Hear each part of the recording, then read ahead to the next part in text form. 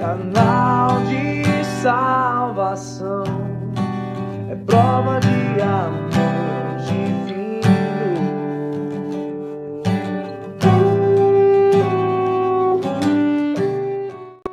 Seja bem-vindo ao canal Amor Divino, onde o amor de Deus chega até você por meio da palavra e orações.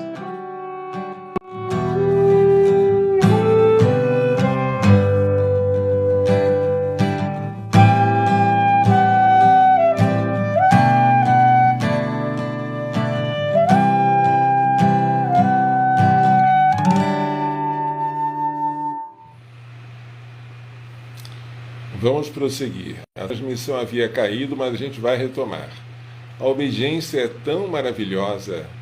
Foi pela obediência que Jesus salvou o mundo, que quando eu recebi aquela ordem de não celebrar a missa em público, que foi que eu fiz?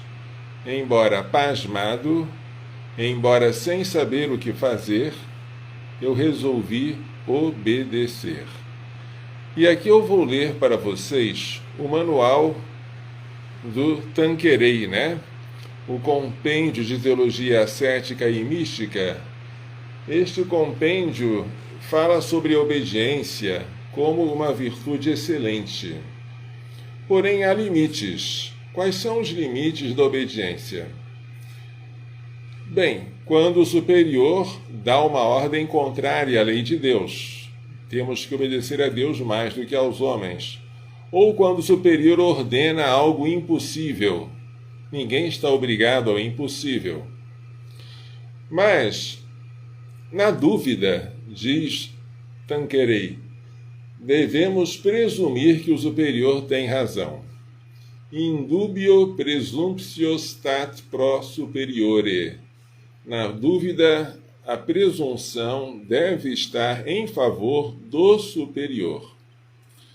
Portanto, quando eu recebi aquela ordem, embora gelado, com o coração assim comprimido de dor, de aflição e sem entender absolutamente nada, eu resolvi obedecer e exortar os outros à obediência.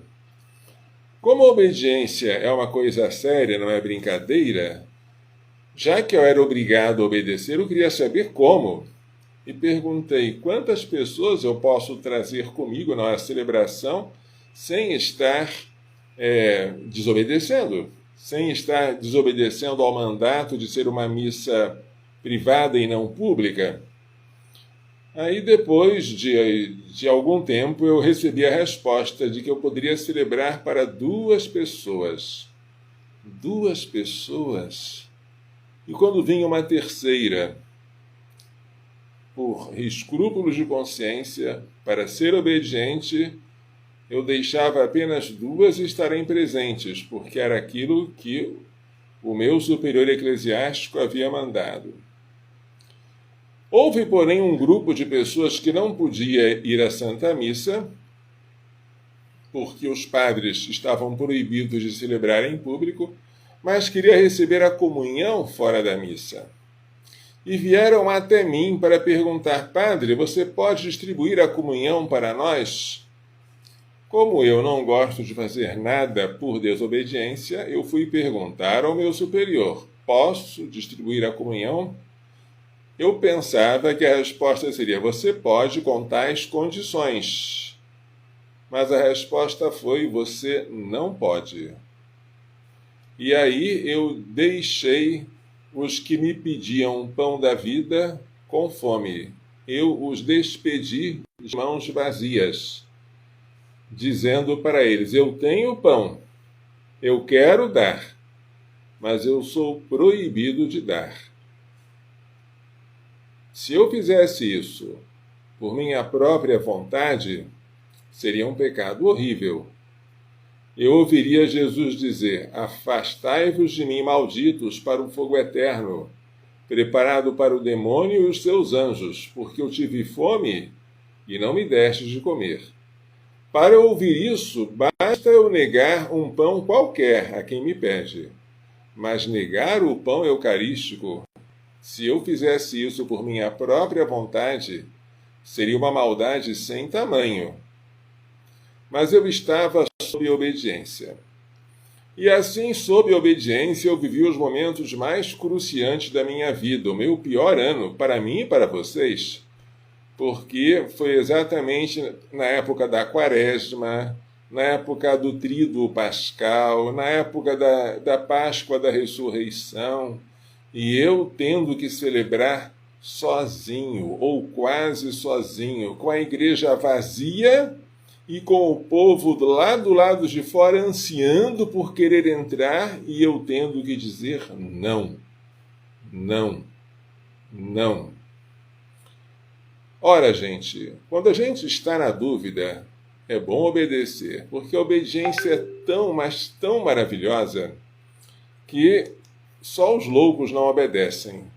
A obediência nos traz paz, a obediência agrada a Deus, a obediência esmaga o nosso orgulho, a obediência destrói o demônio. Porém, agora, que já passou quase um ano, agora com a cabeça mais tranquila, agora eu sou capaz de olhar para o passado, já tendo experimentado a obediência, e verificar, será que eu precisava ter obedecido? Melhor dizendo, será que eu deveria ter obedecido? Agora eu vejo que eu errei por excesso. Agora eu vejo que a minha obediência foi além daquilo que eu podia fazer. Mas, naquele momento, era aquilo que parecia que eu devia fazer.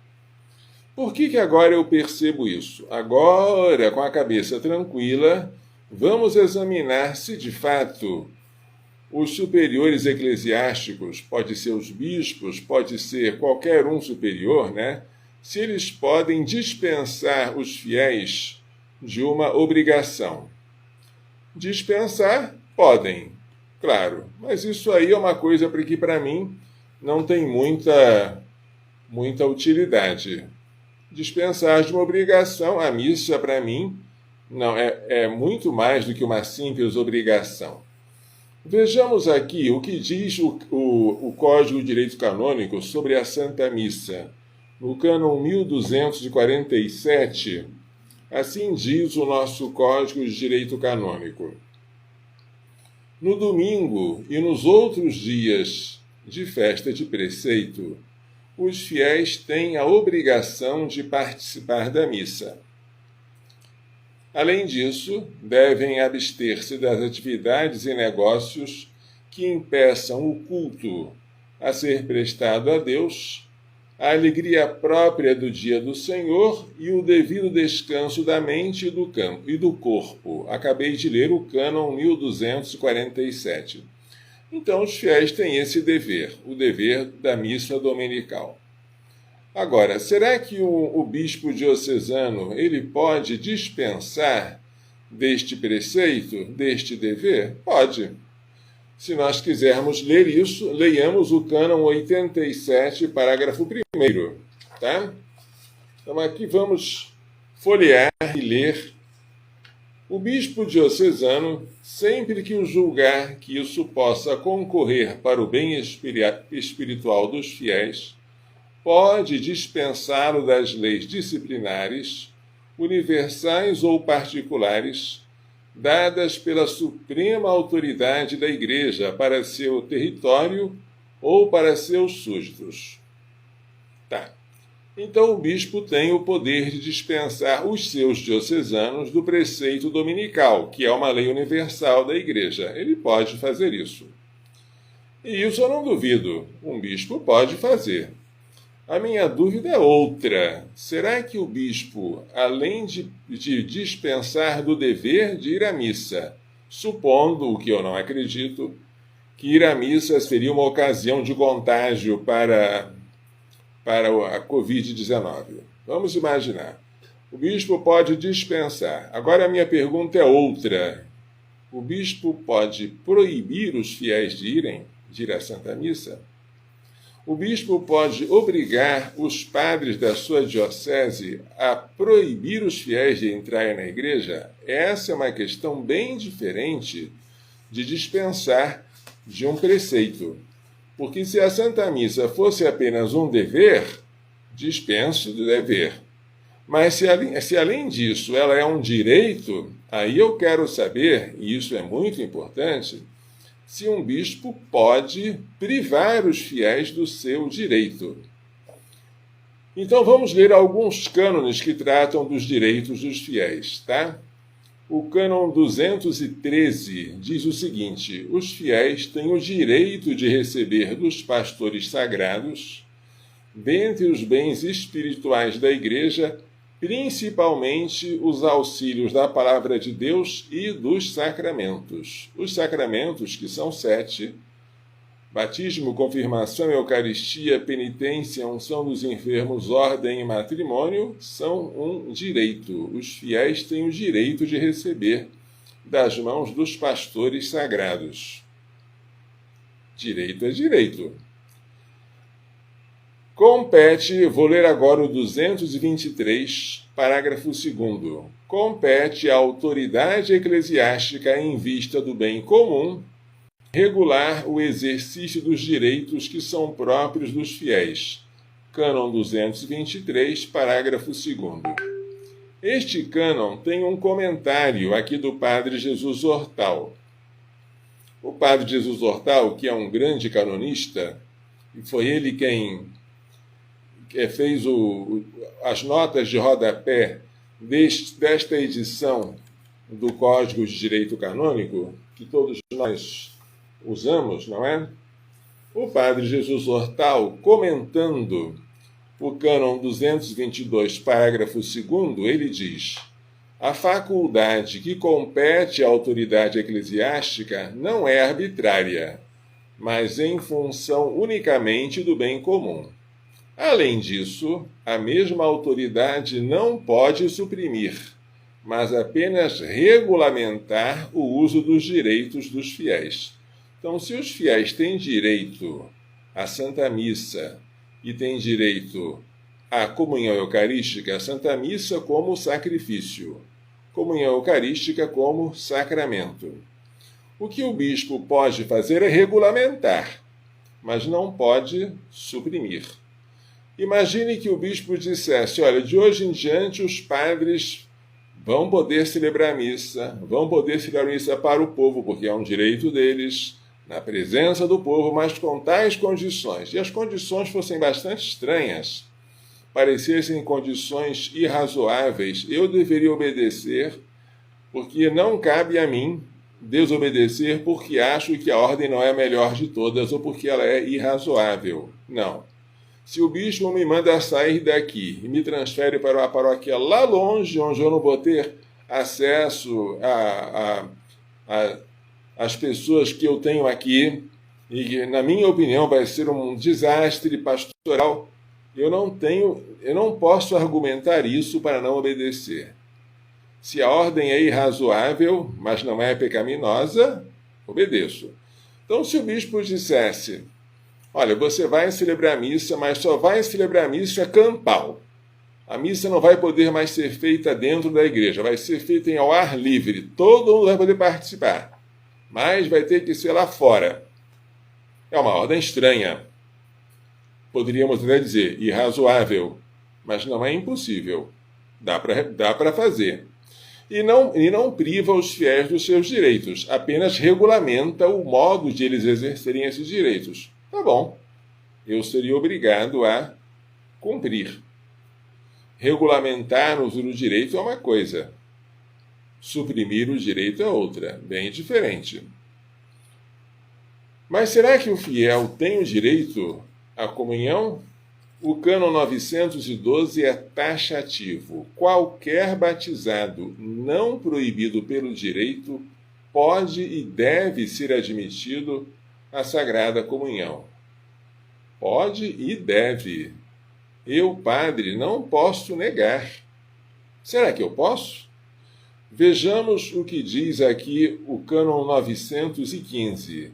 O Cânon 915 diz àqueles que o padre pode e deve negar a comunhão: não sejam admitidos à Sagrada Comunhão os excomungados e os interditados depois da imposição ou declaração da pena, e os outros que obstinadamente persistem no pecado grave manifesto. Pecado grave manifesto seria, por exemplo, a pertença à maçonaria, o fato de viver divorciado e recasado, o fato de você estar... qualquer pecado grave, manifesto, seja público, e a pessoa vai para comungar, o padre tem o dever de não dar a comunhão. Fora isso, o padre não pode negar. É um direito dos fiéis. Além da comunhão, diz o Cânon 843, parágrafo 1º, os ministros sagrados não podem negar os sacramentos àqueles que os pedirem oportunamente, que estiverem devidamente dispostos e que pelo direito não forem proibidos de o receber. Se alguém me pede a comunhão, eu não posso negar. Mas o bispo me proibiu, mas o direito de comungar é um direito divino.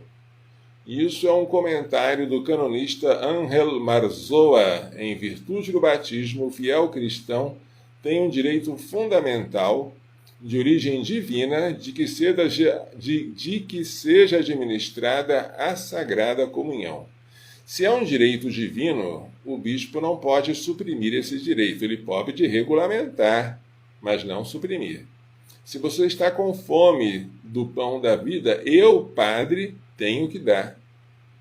E eu tenho que obedecer a Deus mais do que aos homens. Os homens representam Deus, quando eles têm autoridade legítima sobre mim. Mas quando eles estão suprimindo um direito que é divino, aí o dever de obediência cessa. Agora, vamos falar sobre a missa que não é presencial, né? A missa agora pelos meios de comunicação social e atualmente até pelos celulares, como se tornou muito comum. O que dizia sobre isso o Papa Bento XVI nesta exortação apostólica Sacramentum Caritatis? Tá?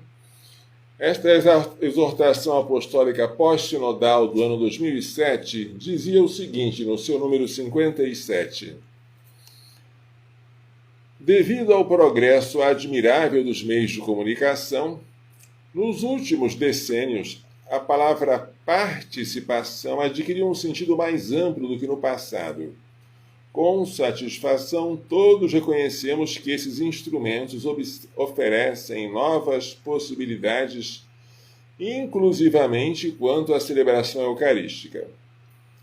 Isso requer dos agentes pastorais do setor uma preparação específica e um vivo sentido de responsabilidade. O cuidado que se deve ter ao transmitir a missa nos meios de comunicação social. Bem, enfim, quanto ao valor dessa participação na Santa Missa pelos meios de comunicação, quem assiste a tais transmissões deve saber que, em condições normais, não cumpre o preceito dominical. De fato, a linguagem da imagem representa a realidade, mas não a reproduz em si mesma. Se é muito louvável que idosos e doentes participem da Santa Missa, festiva através das transmissões rádio-televisivas, o mesmo não se pode dizer de quem quisesse, por meio de tais transmissões, dispensar-se de ir à igreja, tomar parte na celebração eucarística na Assembleia da Igreja viva, diz o texto aqui. Sacramentum Caritatis, exortação apostólica pós-sinodal. Então, cuidado para ficar contente de você agora não precisar ir à missa e poder participar com o celular na mão. Tá? Isso está muito longe de ser suficiente, satisfatório, e não vamos pensar agora que estamos num novo normal. O normal agora é não ir mais à missa e ficar em casa. Mas veja que coisa estranha, né? Ir à missa, faltar à missa ao domingo era pecado. Nós, padres, sempre estamos acostumados a ouvir esta acusação. Padre, eu faltei à missa ao domingo. O bispo pode dispensar da obrigação de ir à missa. Pode. Dispensou. Agora temos uma coisa sui generis. Alguém poderia ir ao padre e dizer, padre, eu cometi um pecado. Qual foi? Eu fui à missa ao domingo. Mas isso não é pecado? Ah, mas é que o bispo proibiu e mesmo assim eu fui. Ir à missa ao domingo agora passou a ser uma proibição. E violar essa proibição seria um pecado? Gente, que coisa impensável. Claro, é uma coisa que não dá nem para imaginar que um dia ela pudesse acontecer. Nunca imaginei que isso aconteceria, nunca. As minhas previsões apocalípticas iam até certo ponto, mas a isso não. E eu vi. Eu presenciei no ano 2020 isso acontecer. É algo de fato impensável. Mas esta proibição é, pelo motivo que eu já falei, inválida. O bispo pode dispensar, mas não pode proibir. Bem, agora vamos lá. Sobre a comunhão na boca ou na mão. Será que um bispo pode permitir a comunhão na mão? Resposta, pode. Comunhão na mão é uma concessão. A regra é na boca. A comunhão na mão foi uma faculdade que foi admitida pelo Papa Paulo VI.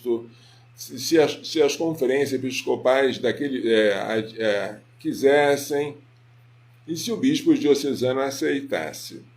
É uma concessão. O bispo pode, não é obrigado, ele pode dar a comunhão na mão, com todos os perigos que ela acarreta, de fragmentos, né?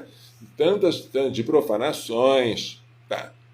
Agora, a pergunta é, será que ele pode proibir a comunhão na boca? Resposta, não pode.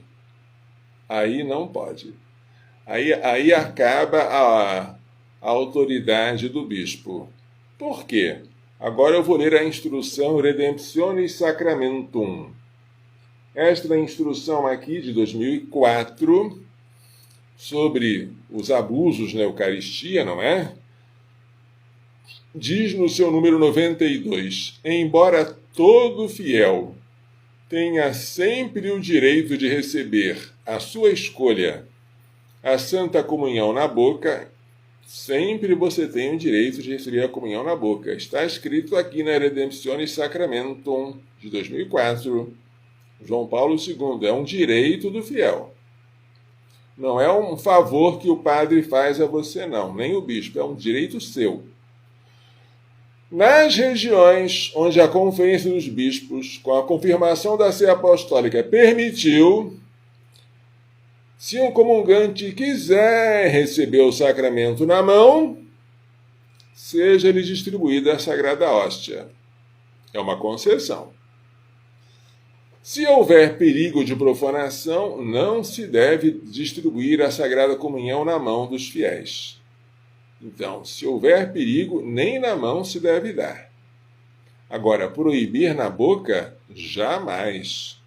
A Redemptionis Sacramentum abomina.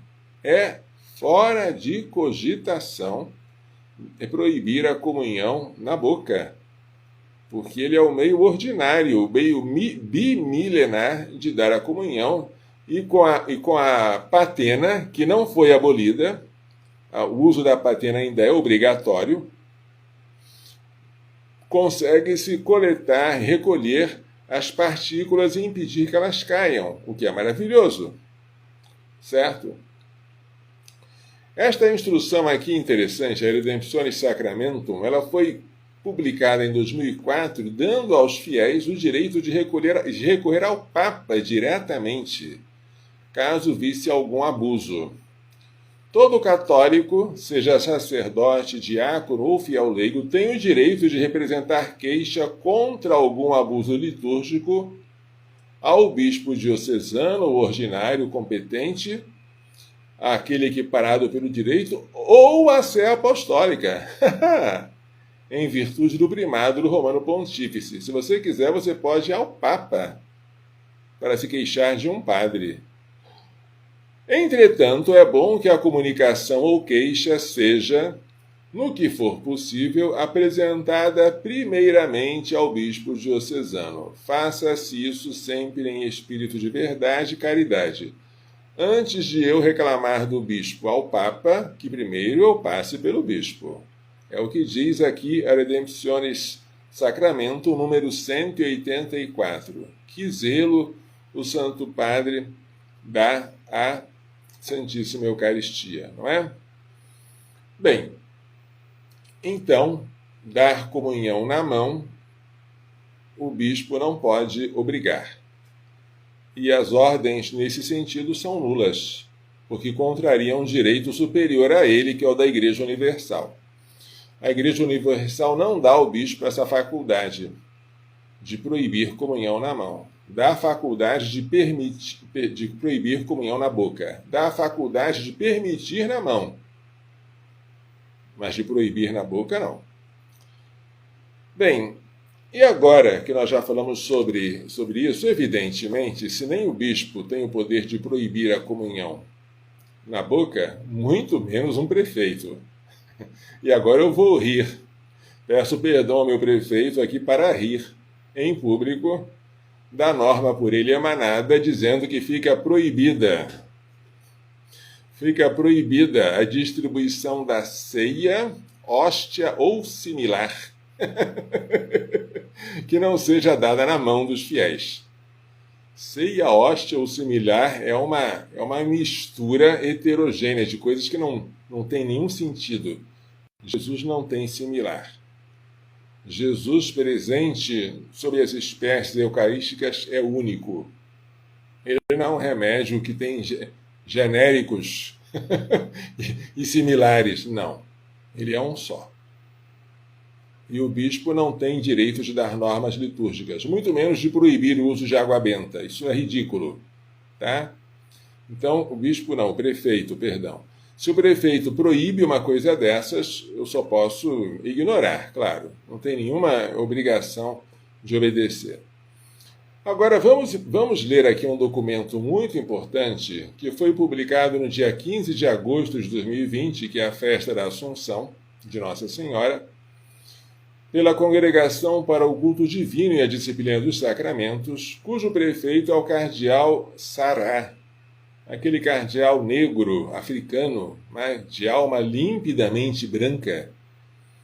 O nome do documento é Voltemos com Alegria à Eucaristia. Esse documento vocês encontram no site da Congregação para o Culto Divino e a Disciplina do Sacramento em várias línguas, mas não em português. Curiosamente, em português temos na Conferência Episcopal Portuguesa, mas não encontrei a tradução em português na CNBB. Que coisa estranha, não é?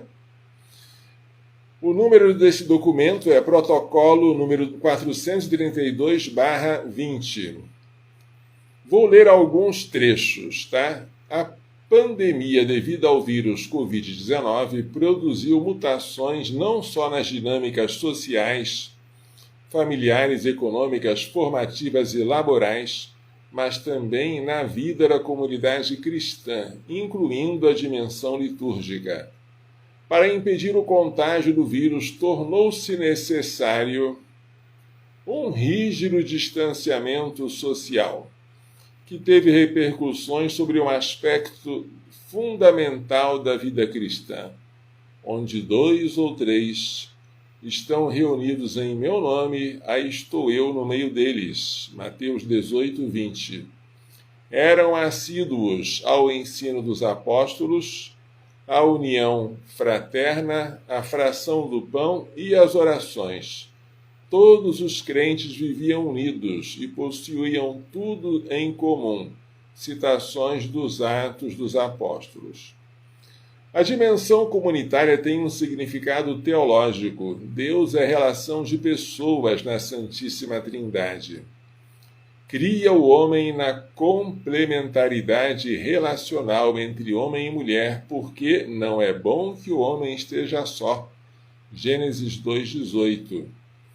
Relaciona-se com o homem e a mulher e chama-os, por sua vez, à relação consigo. Como bem intuiu Santo Agostinho, o nosso coração está inquieto enquanto não encontra Deus e nele repousa. Confissões de Santo Agostinho, capítulo 1, versículo 1. O Senhor Jesus iniciou seu ministério público chamando para junto de si um grupo de discípulos, para que partilhassem com ele a vida e o anúncio do reino. Desta pequena grei nasce a Igreja. Para descrever a vida eterna, a Escritura usa a imagem de uma cidade, a Jerusalém Celeste, Apocalipse 21. Uma cidade é uma comunidade de pessoas que partilham valores, realidades humanas e espirituais fundamentais, lugares, tempos e atividades organizadas e que concorrem para a consecução do bem comum. Enquanto os pagãos construíam templos dedicados às divindades, aos quais as pessoas não tinham acesso, os cristãos, assim que gozaram da liberdade de culto, logo edificaram lugares que fossem domus Dei et domus Ecclesiae, casa de Deus e casa da Igreja, onde os fiéis se pudessem reconhecer como comunidade de Deus, povo convocado para o culto e constituído em Assembleia Santa. Deus pode, portanto, proclamar: Eu sou o teu Deus, tu serás o meu povo. O Senhor mantém-se fiel à sua aliança, e Israel torna-se por isso mesmo morada de Deus, lugar santo da sua presença no mundo. Por isso, a casa de Deus supõe a presença da família dos filhos de Deus. Também hoje, na oração e dedicação de uma nova igreja, o bispo pede que ela seja o que por sua natureza deve ser. Agora uma citação do ritual de dedicação de uma nova igreja. Seja esta casa lugar para sempre santificado. Aqui sejam destruídos os pecados dos homens pela torrente da graça divina, para que os vossos filhos, ó Pai, mortos para o pecado, sejam regenerados para a vida do alto. Aqui os vossos fiéis, reunidos em volta da mesa do altar, celebrem o memorial da Páscoa e sejam alimentados no banquete da palavra e do corpo de Cristo. Aqui ressoe a jubilosa oblação do louvor, a voz dos homens unida aos cânticos dos anjos, e incessantemente suba para vós a oração pela salvação do mundo. Aqui encontrem os pobres a misericórdia, alcancem os oprimidos a verdadeira liberdade, e todos os homens se revistam da dignidade de filhos vossos, até chegarem exultantes de alegria a Jerusalém do alto, a cidade do céu. Terminou aqui a citação do ritual de dedicação de uma nova igreja, para dizer que a igreja é uma casa que reúne os fiéis em oração. Prossegue, então, a declaração da Congregação para a Disciplina dos Sacramentos e o Culto Divino, cujo prefeito já acabou de ter a sua como se diz, a sua demissão aceita pelo Papa Francisco em razão da idade, mas até pouco tempo era o cardeal Sará. A comunidade cristã nunca procurou o isolamento e jamais fez da igreja uma cidade de portas fechadas. Portas fechadas, coisa horrível, não é? Formados para o valor da vida comunitária e para a procura do bem comum, os cristãos sempre procuraram inserir-se na sociedade, embora conscientes de uma alteridade, estar no mundo sem lhe pertencer, nem a ele se reduzir. Como diz a chamada carta a Diogneto, os cristãos estão no mundo, mas não são do mundo. Eles adotam os costumes das diversas nações, mas vivem moralmente diferente. Este tempo de privação, o tempo em que nós ficamos sem Eucaristia, digo nós, não porque eu tenha deixado de celebrar ou de comungar, mas porque eu sinto a dor que vocês sentiram. Dor essa que eu nunca mais quero ter, Deus me livre. Este tempo de privação pode dar-nos a graça de compreender o coração dos nossos mártires da Abitínia, inícios do século IV, os quais responderam aos seus juízes com serena determinação, mesmo perante uma condenação à morte certa. Sine Dominico non possumus. Sem o quê? Sem Dominico não podemos. O que é Dominico? O absoluto non possumus, não podemos, e a densidade de significado do substantivo neutro dominicum, o que é do Senhor, não se podem traduzir com uma só palavra, diz o cardeal Sará. Uma brevíssima expressão encerra uma grande riqueza de matizes e significados que hoje se oferecem à nossa meditação. Não podemos viver, ser cristãos, realizar em pleno, em cheio a nossa humanidade, os desejos de bem, de felicidade que o nosso coração acalenta, sem a palavra do Senhor, que na celebração ganha corpo e se torna a palavra viva, proclamada por Deus para quem hoje abre o coração à escuta. Não podemos viver como cristãos sem participar do sacrifício da cruz em que o Senhor Jesus se dá sem reservas para salvar com a morte, com a sua morte, o homem que estava morto por causa do pecado. O Redentor associa a si a humanidade e a reconduz ao Pai. No abraço do crucifixo encontra luz e conforto para todo o sofrimento humano. Não podemos viver sem o banquete da Eucaristia, mesa do Senhor, a qual somos convidados como filhos e irmãos para receber o próprio Cristo ressuscitado, presente em corpo, sangue, alma e divindade, como pão do céu, que nos sustenta nas alegrias e nas canseiras da peregrinação terrena. Não podemos viver sem a comunidade cristã, a família do Senhor. Precisamos de encontrar os irmãos que partilham a filiação de Deus, a fraternidade de Cristo, a vocação e a procura da santidade, da salvação das suas almas, na rica diversidade de idades, histórias pessoais, carismas e vocações. Não podemos viver sem a casa do Senhor, que é a nossa casa, sem os lugares santos onde nascemos para a fé, onde descobrimos a presença providente do Senhor e descobrimos o seu abraço misericordioso que levanta quem caiu, onde consagramos a nossa vocação no segmento religioso ou no matrimônio, onde suplicamos e agradecemos, exultamos e choramos, onde confiamos ao Pai os nossos entes queridos que completaram a sua peregrinação terrena. Não podemos viver sem o dia do Senhor, sem o domingo, que dá luz e sentido ao suceder-se dos dias do trabalho e das responsabilidades familiares e sociais. Tudo isso quer dizer Sine Dominico non possumus. Não podemos viver sem o que é do Senhor.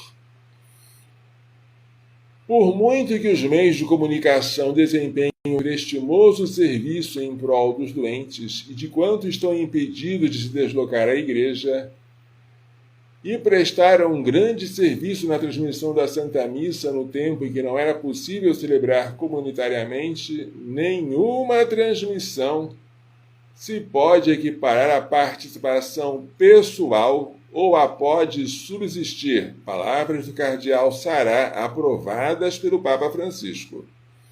Aliás, estas transmissões por si sós correm o risco de nos afastarem do encontro pessoal e íntimo com Deus encarnado, que se entregou a nós não de modo virtual, mas realmente, dizendo: quem come a minha carne e bebe o meu sangue, permanece em mim e eu nele.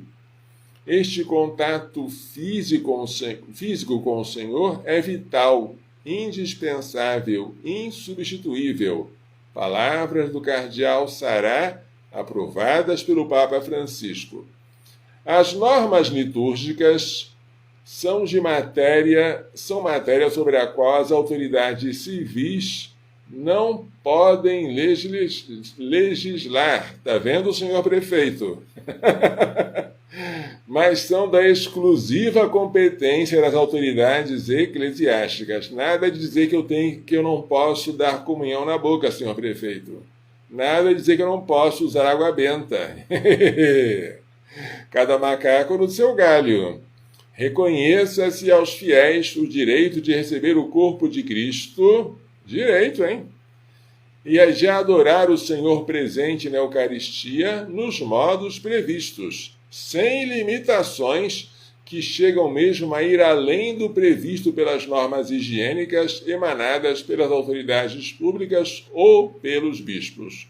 O que eu li foi apenas um pedaço do documento Voltemos com Alegria à Eucaristia, né? Da Congregação para o Culto Divino e a Disciplina dos Sacramentos, de 15 de agosto de 2020. Vocês podem fazer pesquisa e encontrar em português. O que eu estou lendo é a tradução dos bispos de Portugal. Tá? Então, para fechar isso tudo, nós estamos vivendo um período em que essa epidemia, até hoje, nunca me causou nenhum tipo de medo. Desde o início, o único medo que eu tive é de ver as pessoas com medo. E o único medo que até hoje eu tenho é de ver pessoas privadas dos sacramentos, porque morrer todos nós vamos, de uma doença ou de outra. Mas morrer sem a Eucaristia é absurdo. Privar os velhinhos, que são os mais vulneráveis, os mais sedentos da Eucaristia, de ir à igreja, inimaginável. Repito, um bispo pode propor, pode regulamentar o exercício de um direito, mas não pode suprimir um direito. Eu, padre, também não posso. Direito é direito, direito não se suprime, pode se regulamentar, suprimir não. O bispo pode dispensar da obrigação de ir à missa, mas não pode dispensar do direito que você tem de ir à missa.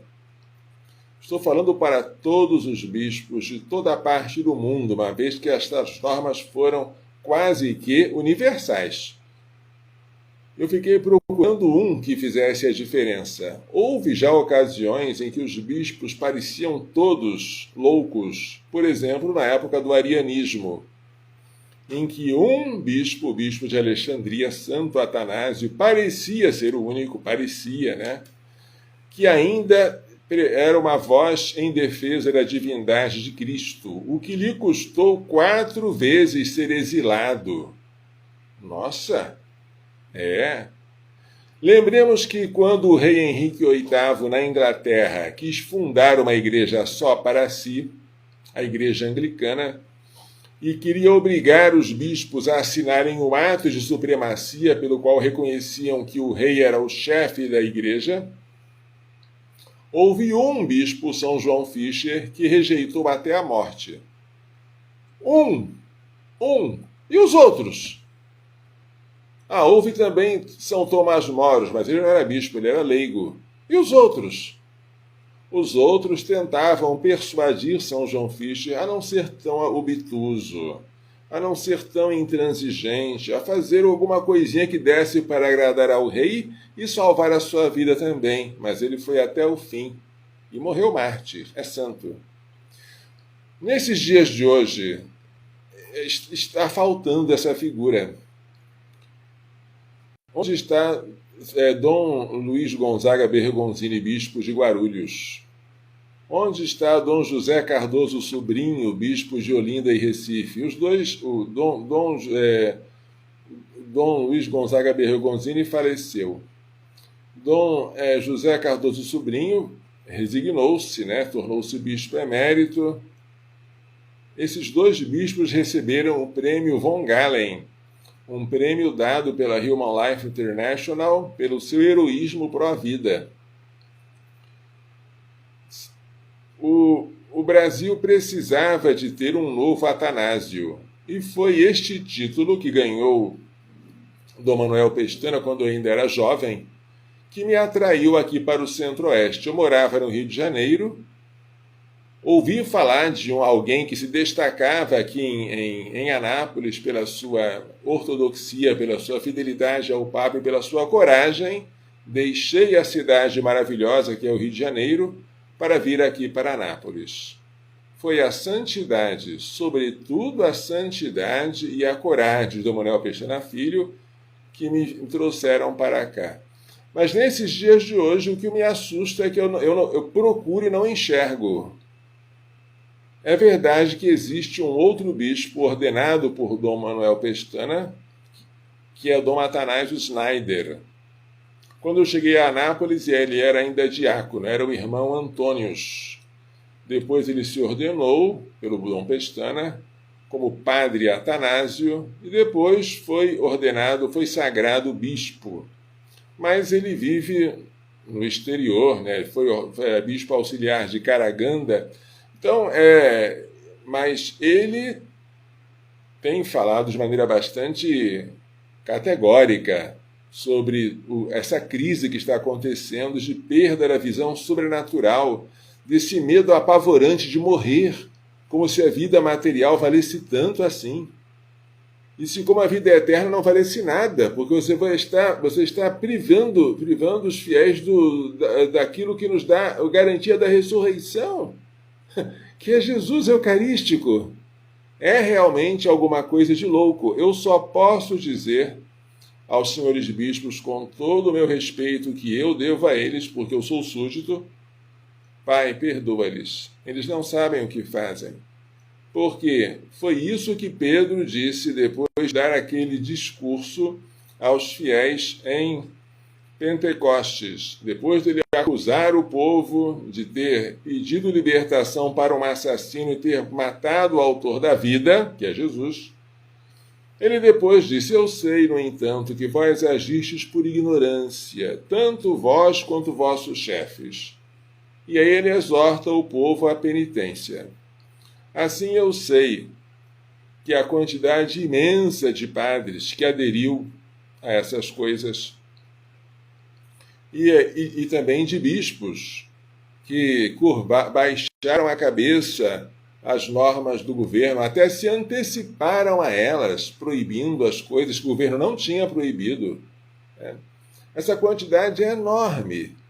E uma submissão completa, assim, universal, em escala global, aquilo que dita a Organização Mundial da Saúde e aquilo que determina de que se deve tomar para impedir a propagação de uma epidemia, é coisa sem precedentes. Vocês nunca viram isso na história da Igreja ou na história universal. Não houve.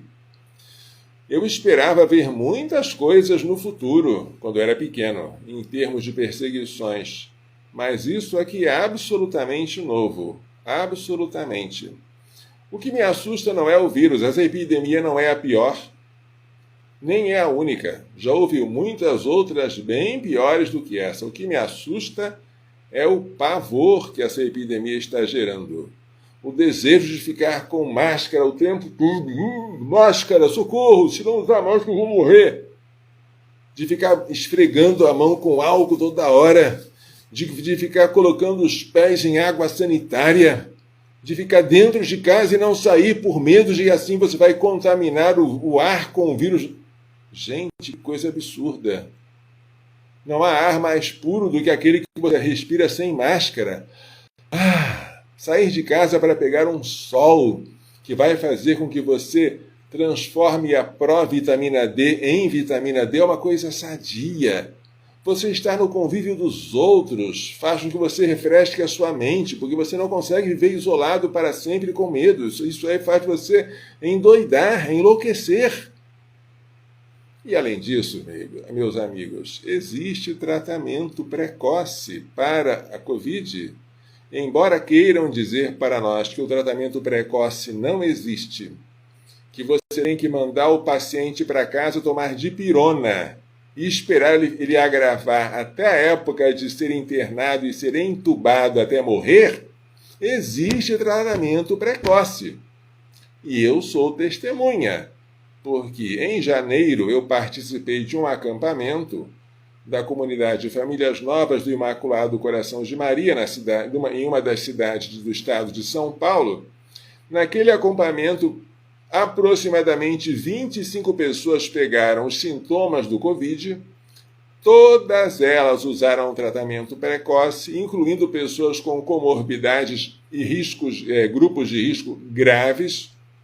E todas elas ficaram boas, nenhuma delas morreu, sem deixar sequelas.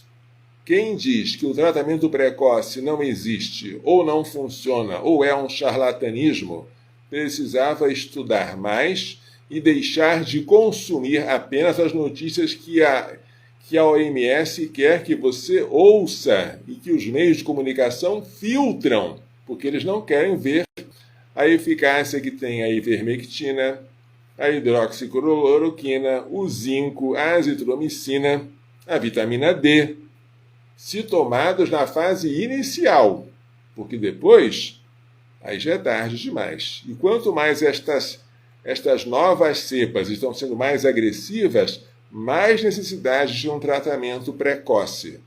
Quando eu vejo aqui em Anápolis tanta gente indo para as UTIs, tanta gente sendo entubada e algumas morrendo e pedindo padre socorro. Tá bom, vamos. Mas precisava chegar a esse ponto, meu Jesus? Onde é que estão os médicos para dar o tratamento a que os pacientes têm direito?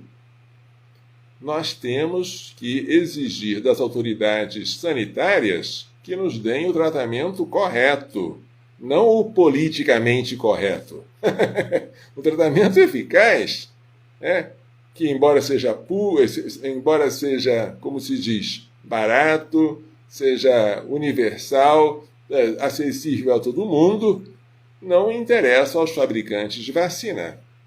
Não interessa aos que querem empurrar drogas caras e pelas quais o governo vai ter que pagar muito, e nós teremos que nos submeter a ser cobaias de vacinas não testadas e feitas em tempo recorde. Alguém está muito interessado em que você tome vacina e que você não tome os remédios que estão disponíveis aí há anos. Bem, isso foi só uma digressão.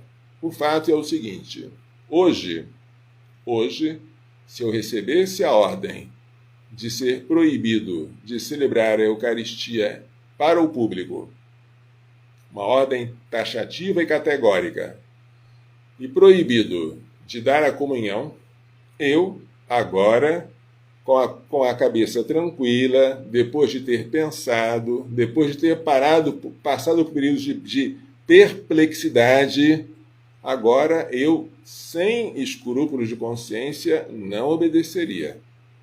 Continuaria a celebrar a missa em público e dar a comunhão aos fiéis que me pedissem, porque agora eu tive tempo de pensar, tive tempo de amadurecer e cheguei à conclusão de que eu não tenho direito de privar os fiéis do seu direito.